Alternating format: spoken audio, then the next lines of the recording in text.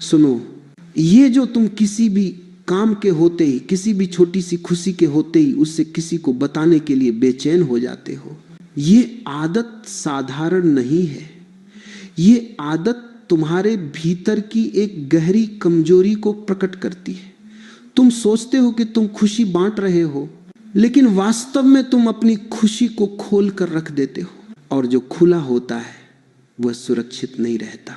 मनुष्य बहुत कोमल है, ऊपर से कठोर दिखता है, भीतर से बहुत नाजुक है।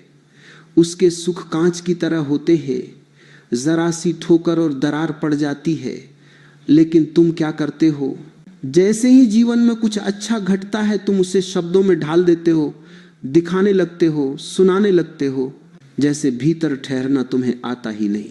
मैं तुमसे यह नहीं कह रहा कि दुनिया बुरी है, मैं यह भी नहीं कह रहा कि हर देखने वाली आंख शत्रु है, पर मैं यह अवश्य कह रहा हूं कि हर आंख पवित्र नहीं होती, हर दृष्टि में प्रेम नहीं होता।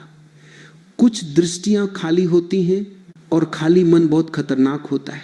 खाली मन तुलना करता है, खाली मन जलता है, खाली मन चुभता है।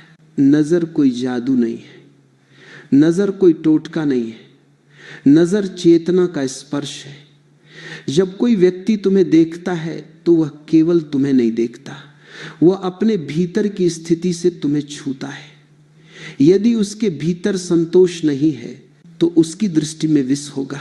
यदि उसके भीतर अपूर्णता है तो उसकी दृष्टि में खरोंच होगी, और तुम अपनी खुशी को लेकर उस दृष्टि के सामने खड़े हो जाते हो। सोचो, जब तुम बीज बोते हो तो क्या तुम उसे सबको दिखाते हो?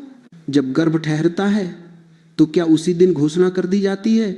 जो चीज कच्ची होती है उसे अंधेरे की जरूरत होती है, मौन की जरूरत होती है, प्रकाश में वह जल्दी सूख जाती है।